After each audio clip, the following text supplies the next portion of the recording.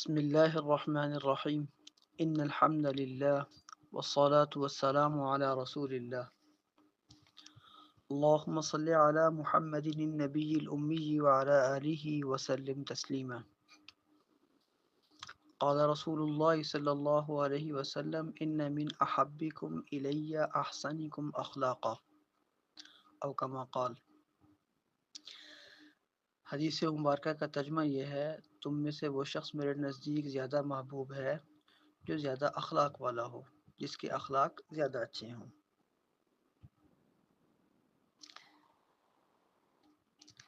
نبی علیہ الصلوۃ والسلام نے زندگی کے ہر شعبے میں ہمارے لیے رہنمائی کی ہے۔ آپ کی زندگی مکمل ضابطۂ اخلاق ہے۔ آپ علیہ السلام نے سیدہ فاطمہ رضی اللہ تعالی عنہ کا والد بن کر بتایا کہ کسی باپ کو زندگی کیسے گزارنی چاہیے۔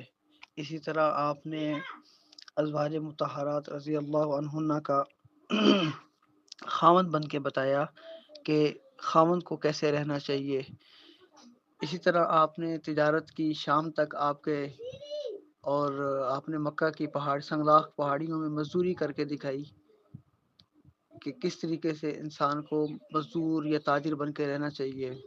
غرض زندگی کا ہر شعبہ ایسا ہے کہ جس میں نبی علیہ السلام کی رہنمائی موجود ہے۔ تو سب سے زیادہ اخلاق جو تھے وہ نبی علیہ السلام کے تھے۔ اور ایک اور حدیث میں آتا ہے، تم میں سے بہتر وہ ہے جو اپنے گھر والوں کے ساتھ اچھا ہو، اور میں تم میں سے سب سے زیادہ اپنے گھر والوں کے ساتھ اچھا ہوں۔ اور اسی طرح ایک اور حدیث ہے، انما بعثت لاتمم مکارم الاخلاق، کہ مجھے تو بھیجا ہی کیا گیا ہے کہ اچھی اخلاق کی تکمیل کروں۔ عرض کرنے کا مقصد یہ ہے کہ زندگی کے جتنے بھی شعبے ہیں ان میں نبی علیہ الصلوۃ والسلام کی رہنمائی موجود ہے۔ تو اس میں میرے اور آپ کے لیے سبق یہ ہے کہ ہمیں حضور کی سیرت، حضور کے کردار سے اپنی زندگیوں کو سنوارنے کی ضرورت ہے۔